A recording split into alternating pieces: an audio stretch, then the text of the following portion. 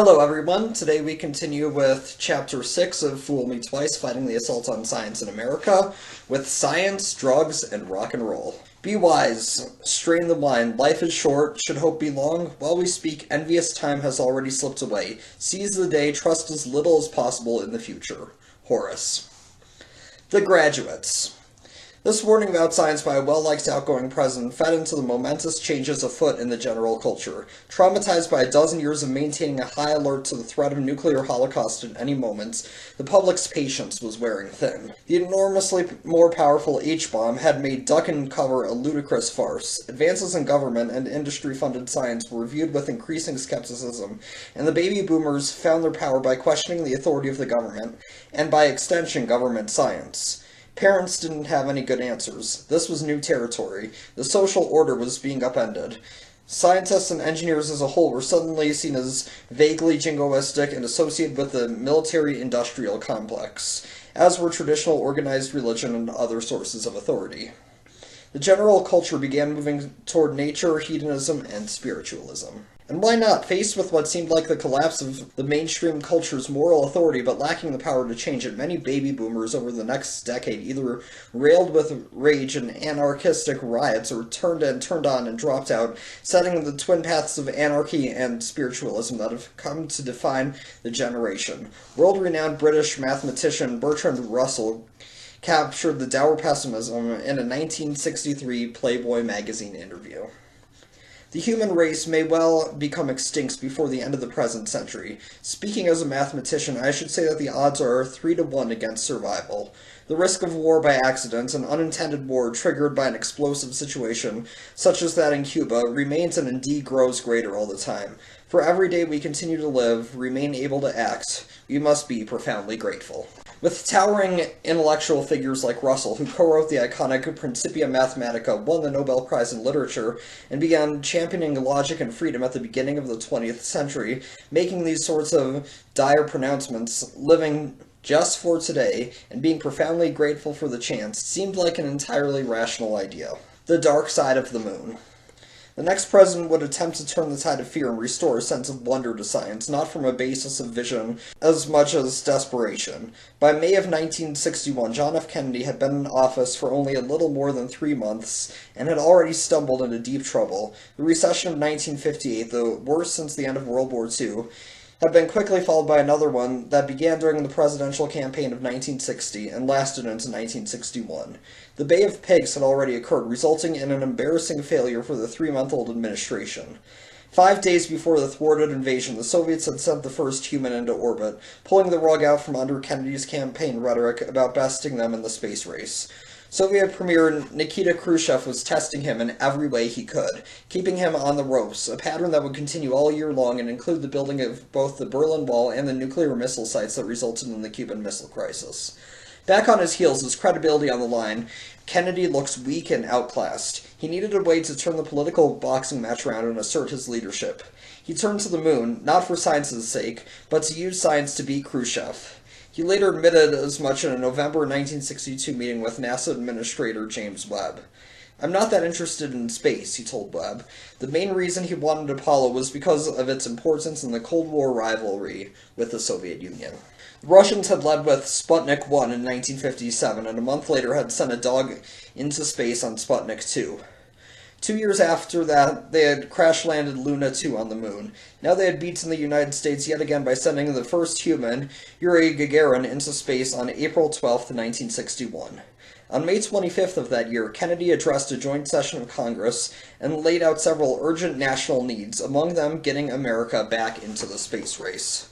Recognizing the head start obtained by the Soviets with their large rocket engines, which gives them many months of lead time, and recognizing the likelihood that they will exploit this lead for some time to come in still more impressive successes, we nevertheless are required to make a few new efforts on our own. For while we cannot guarantee that we shall one day be first, we can guarantee that any failure to make this effort will make us last. He laid out a bold agenda, a desperate and visionary agenda, to regain the lead, militarily, ideologically, and in national prestige, and to at the same time turn around the economy by landing a man on the moon and returning him safely to Earth. The effort would require a peacetime science mobilization on par with the Manhattan Projects, requiring the building of entire cities to support it. At its peak, the Apollo program would employ some 400,000 people. There were just two problems. We didn't have a clue about how to do it, and we didn't have the money either. With the country in a major recession and federal tax revenues down. To make matters worse, Kennedy's inspirational ideas for domestic policy were getting shot down. He had patented a grand vision of the new frontier in the war on poverty, but he couldn't get Congress to pay for a major expansion of social programs, at least not yet. But if a program were tied to the Cold War, he thought he could get Congress to support it, like they had the National Interstate and Defense Highways Acts 5 years before, and the National Defense Education Acts of 1958. Apollo could be a bold new vision and a jobs program, an economic stimulus with benefits. The cultural anxiety was so high by then that the very idea of Russians crawling all over the moon caused a visceral reaction in many Main Street Americans. Kennedy thought he had a winner. But once the budget numbers came back, they showed that the program would cost over $20 billion over 8 years, eating up all the discretionary funds that Kennedy needed for his war on poverty. If he wanted Apollo, he would likely have to sacrifice everything else. He began looking for a way out. He realized that if he took away the Cold War justification, he'd lose the support of fiscal conservatives, and he could use that loss to move the deadline back indefinitely by defunding it. So he reached out to Khrushchev, his worst enemy, at the Vienna summit and suggested over lunch that they bury the space race hatchet and go to the moon together as a cooperative venture. Surprised, Khrushchev at first said no. Kennedy looks at him, and Khrushchev said, "All right, why not?" and then thought about what it was going to cost and changed his mind again, saying that disarmament was a prerequisite for cooperation in space. Kennedy sold the idea in a speech at the University of California, Berkeley in March 1962, and another at the United Nations in September 1963. Fiscally conservative Democrats who had backed the program now saw Kennedy's support wavering and started jumping ship. The Senate proposed cutting NASA's funding and scrapping the Apollo program. Kennedy's political escape plan was working. In general, Americans were more concerned about domestic issues like poverty, race relations, and the economy, and suspicion of science because of the many bad things it could produce, and had produced, was growing. In 1962, marine biologist Rachel Carson's book Silent Spring came out and made permanent impacts on the national psyche, shocking America into an awareness of chemical pollution, reaffirming Eisenhower's warnings about the scientific technological elites, and launching the U.S. environmental movements. The same year, only about 35% of Americans thought Apollo was worth the cost. At the same time, opposition to the idea was building in the science community. By 1963, the Senate Committee on Aeronautical and Space Sciences was holding hearings, and scientists were testifying that human spaceflight was inordinately expensive and risky, with its paramount objective being not research but bringing astronauts back alive. Unmanned spaceflight with robots, they said, would cost much less and return much more information. The nation was adrift, and the public felt hard-pressed to think of science as a good thing. Why couldn't we spend our money on putting our best scientific minds to work solving issues here on Earth? The cost of funding the newly created NASA and the Apollo program was incredible. By 1966, it would reach as high as 4.5% of the federal budget, an astronomical figure compared to today, which is about 1/9 that level. But then, in November of 1963, everything changed.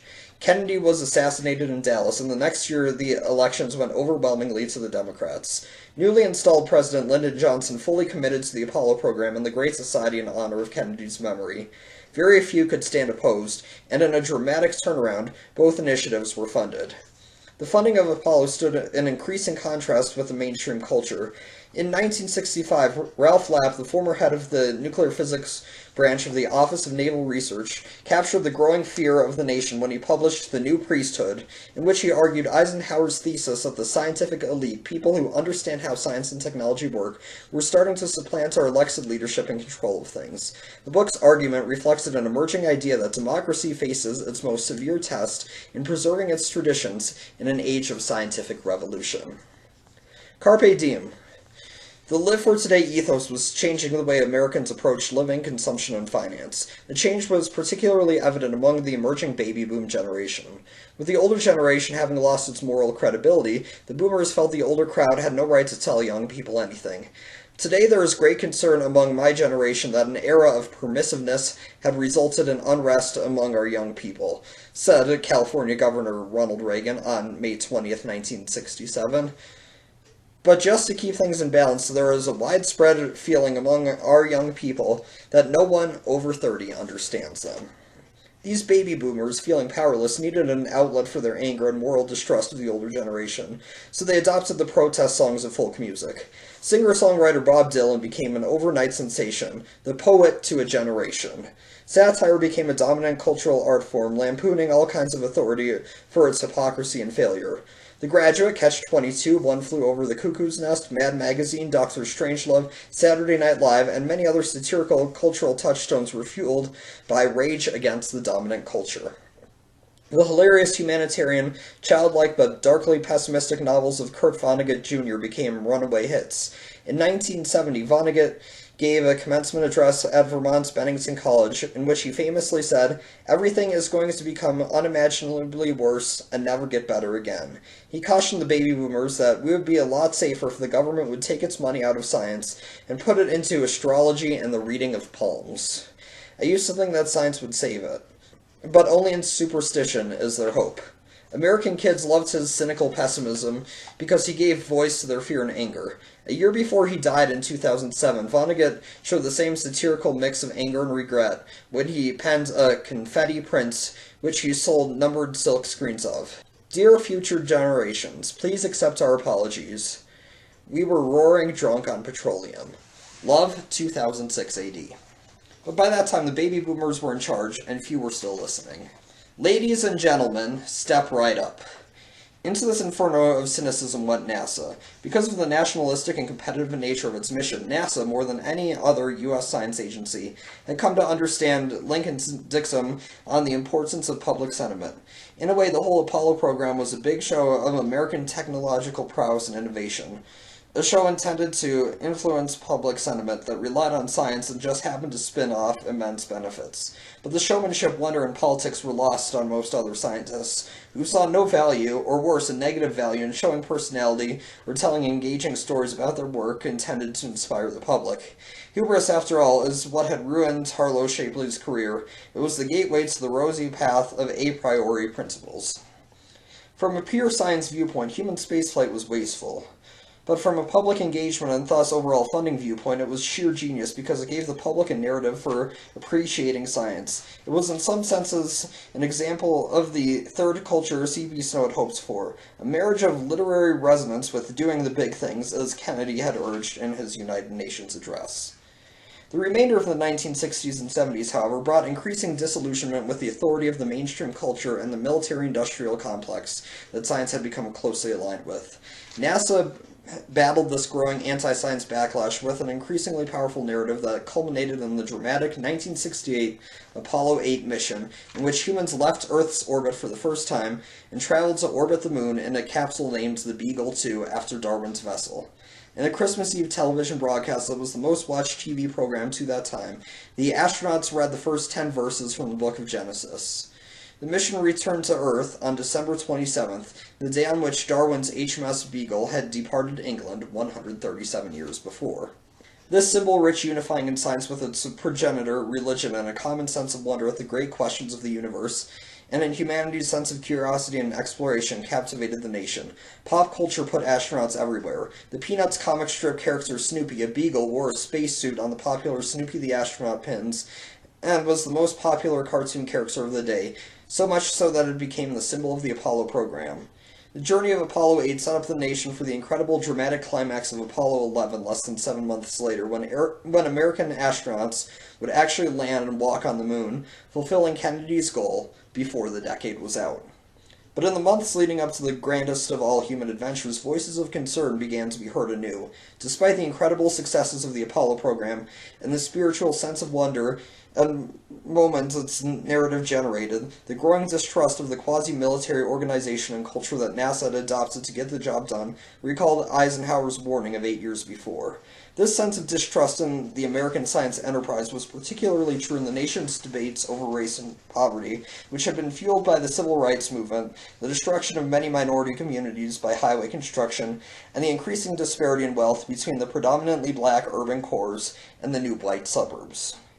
Reverend Ralph Abernathy, who had co-founded the Southern Christian Leadership Conference with the Reverend Dr. Martin Luther King Jr., carried on with King's new focus on economic justice for the poor of all races after King's assassination on April 4th, 1968. In 1969, Abernathy led a national march against the Apollo 11 moon launch, criticizing the incredible spending as inhuman priority at a time when so much suffering existed in the nation. 1/5 of the population lacks adequate food, clothing, shelter, and medical care, he argued. A society that can resolve to conquer space, to put a man in place where in ages past it was considered only God could reach, to appropriate vast billions, to systematically set about to discover the necessary scientific knowledge, that society deserves both acclaim and our contempt, acclaim for achievement and contempt for bizarre social values. Even though it has the capacity to meet extraordinary challenges, it has failed to use its ability to rid itself of the scourges of racism, poverty, and war, all of which were brutally scarring the nation even as it mobilized for the assaults on the solar system. NASA Administrator Thomas O'Paine met with Abernathy on the eve of the Apollo 11 launch and eloquently said that if he could alleviate the suffering by not pressing the launch button, he would, but that sending 3 men to the moon was child's play compared to the tremendously difficult human problems Abernathy and his people were concerned with.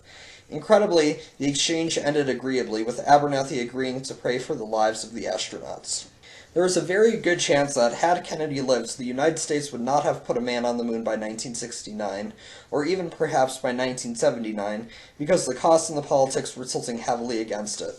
The conflict between social and science spending lives on to the current day. The Apollo program's ultimate triumph of both technology and narrative inspired the pop culture in profound ways. The mix of science and religion in the context of awe and adventure seemed, in spite of the times, to be about the best of humanity, and it was memorialized in songs like David Bowie's Major Tom, Deep Purple's Space Truckin', Elton John's Rocket Man, Joni Mitchell's Willie, Pink Floyd's Brain Damage, and Eclipse from the Dark Side of the Moon, and many more, and in films including the ambivalent 2001: A Space Odyssey, and later the more optimistic Star Wars. Just a correction on the book right there. It was David Bowie's Space Oddity, which mentioned a character named Major Tom. The song itself is not called Major Tom. I just had to correct the book there. It brought America together briefly in a moment of shared pride, wonder, and imagination, and it spun off scientific and technological advances that laid the groundwork for the digital revolution. The 7 stages of technological adaptation. But space was the exception. In other ways, science was taking it on the chin. As the country was roiled by anti-authoritarian demonstrations against the Vietnam War, against poverty, against racism, against the man, science came to be seen as part of the man. The insensitive, cloistered, jingoistic, empowered, white, and largely male cultural elite Eisenhower had warned the nation about. Things seemed out of control, and America's youth fell trapped, like Jack Nicholson, in a cuckoo's nest of insanity, where it was the authorities and caretakers who were brutal and insane. By the 1970s, compounding the problems of racial inequality, nukes, poverty, sex discrimination, and the war, the destructive environmental consequences of what could be termed objects-oriented science and technology were becoming abundantly clear. What had been viewed as great breakthroughs in the nuclear, chemical, and agricultural sciences had been rushed into broad application in a more naive and optimistic time, and were beginning to boomerang back with hopelessly broad and horrible environmental consequences. What had been a manageable impact in the smaller scale of the past was a devastation on the vastly larger scale that science and technology now made possible. In 1971, The Lorax, a children's book by Dr. Seuss that would become a classic of environmental literature, was published. A parable about the environmental costs of industrialized technology, this book also presented the theme of scientific and technological power outpacing moral and ethical development, for which humanity has no similar tools of rapid advancement. Year after year, more and more environmental disasters were bearing this out as industrial chemicals and processes were found to have unanticipated and sometimes catastrophic environmental consequences, establishing a pattern that became the all-too-familiar hallmark of industrial science and muted the euphoria over the moonshot. In the coming years, it would be the conservative business types who were pro-science and the liberal environmentalists who grew anti-science, nearly the opposite of the politics of the 2010s. This process followed 7 stages, over and over. Discovery. A new process or tool, for example a chemical or today a nanotechnology or genetic technology technique, is discovered that vastly expands utility, power, convenience, or efficiency. Application. Object-oriented industrial applications are developed to apply the process or tool to a real-world problem, often vastly increasing productivity and lowering costs, but the science of biocomplexity and ecology of how the process or tool will affect and be affected by the broader context from the body to the environment lags behind. Development. Industries grow up around the new application and its use intensifies. Boomerang. A tipping point is reached where the application has broadly noticeable negative effects on health or the environment. Fueled by the public outcry, scientists study the degree of systemic effect to determine what to do. Battle. Regulations are proposed, but vested economic interests sense a potentially lethal blow to their heavily invested production systems and fight the proposed changes by denying the environmental effects, denying association, maligning and impeaching witnesses, and or arguing that other factors are causing or are also involved in the mounting disaster. A battle ensues between the adherents of old science and those of new science. This stage is caustic to science's credibility because it becomes a rhetorical tool, and facts are cherry-picked to win arguments. Crisis. Evidence continues to accumulate until the causation becomes irrefutable, often through dramatic deaths or disasters finally tipping the politics in the direction of reform. Adaptation. Regulations are passed or laws are changed to stop and modify the use and to attempt to mitigate the effects, and the mainstream perspective grudgingly shifts because the science is complex and counterintuitive from an objects-focused tool approach to a complex systems approach that takes into account the relationships between the objects and the environmental and or physiological context, or not, in which case the process returns to stage 3, development. This 7-stage pattern has been repeated since the 1960s with escalating stakes. The same drama of objects-oriented science and the development of well-intentioned but simplistic and naive technological solutions has led to greed and denial of consequences over and over again, stumbling from DDT to asbestos to acid rain to Love Canal to the hole in the ozone layer to 3 Mile Island to the Vulcan Shield to toxic shock syndrome to lead paint to atrazine and frog deformities and the Vioxx scandal, and eventually to the granddaddy of them all, global climate change. Wonders upon wonders. By the late 1970s, science had become known for environmental and health debacles, all playing out against a nuclear backdrop, and even the victories of NASA couldn't stem the growing anti-science sentiment. A 1969 NBC AP poll showed that just 41% of Americans thought the benefits of the space program outweighed its costs. Philip Handler, the president of the National Academy of Sciences, cautioned that scientists need to find a way to reverse the trend of increasing public skepticism toward science. Seeing this, the national retreat from science, American astronomer Carl Sagan took up Hubble's mantle and joined a small group of science popularizers, including his friend the evolutionary biologist Stephen Jay Gould, that was trying to turn things around. The discoveries Hubble and his contemporaries had made about the universe had inspired Sagan from the moment he had first learned about them as a 4 or 5-year-old at the 1939 New York World's Fair. "I was a child in a time of hope," he said. "I wanted somehow to immerse myself in all that grandeur. I was gripped by the splendor of the universe, transfixed by the prospects of understanding how things really work, of helping to uncover deep mysteries, of exploring new worlds, maybe even literally." By now it was a new era in which science had, with the exception of NASA, gone somewhat silent and become disengaged from the broader culture, when its justification for funding had shifted from that special brand of wonder Sagan had felt as a child to the darker, smaller-minded fear and pragmatism of business and national defense. Sagan saw in the growing divide between science and society the rise of a demon-haunted world, as the prevailing national dialogue shifted away from science to the ESP, New Age mysticism, faith-healing miracles, and UFO abductions that increasingly occupied the popular press. In his view, this threatened the fabric of America. "I have a foreboding of an America in my children's or grandchildren's time when the United States is a service and information economy, when nearly all the key manufacturing industries have slipped away to other countries, when awesome technological powers are in the hands of a very few, and no one representing the public interest can even grasp the issues, when the people have lost the ability to set their own agendas or knowledgeably question those in authority, when clutching our crystals and nervously consulting our horoscopes, our critical faculties in decline, unable to distinguish between what feels good and what's true, we slide, almost without noticing, back into superstition and darkness." Sagan saw in the growing public mysticism and anti-science a hunger for the lost sense of wonder and adventure and mystery that science had once provided. By then, the public funding of science had been driven by fear for a generation. He set out to change that and created the 1980 television series Cosmos. the greatest media work in popular science of all time, as Gould would call it.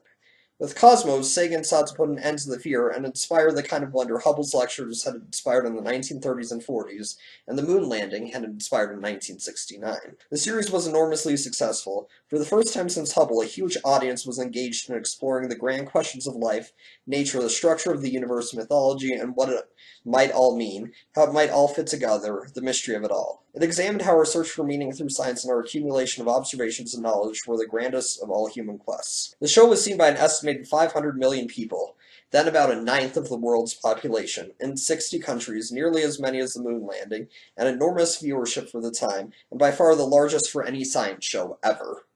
And yet Sagan was later denied admission to the National Academy of Sciences by his peers, who voted against his nomination on the grounds that his research work as a scientist was not strong enough to justify admission, likely a stalking horse for the real reason, the animosity scientists felt toward Sagan's celebrity as a TV star and a spokesman for their work. The scientist who nominated Sagan, Origins of Life researcher Stanley Miller, describes the animosity he perceived. I can just see them saying it. Here's this little punk with all this publicity and Johnny Carson. I'm a 10 times better scientist than that punk. Following the shocking rejection, and Sagan's rejection in his bid for tenure at Harvard, scientists developed a new term, the Sagan effect, in which popularity with the general public was considered to be inversely proportional to the quantity and quality of one's scientific work, a perception that in Sagan's case at least was false. He published on average once monthly in peer-reviewed publications over his 39-year career, a total of 500 scientific papers. More recent research suggests that all scientists who engage the public tend to be better academic performers as well. In the years following Sagan's drubbing by the very National Academy whose president had called for increased science outreach, the public's once shining perception of science continued to erode. By 1999, less than half of all Americans, just 47%, said that scientific advances were one of the country's most important achievements. By 2009, that number had fallen to only 27%. Sagan's rejection became a poignant and symbolic example of how scientists had lost a sense of the value of their relationship to the society around them, a relationship that was so critical to their future and the future of the country, but that was slipping through their fingers even as they voted against him, like the sands of an ancient streambed, almost forgotten and now run dry. That ends Chapter 6. Next week I'll continue with Chapter 7, American Anti-Science.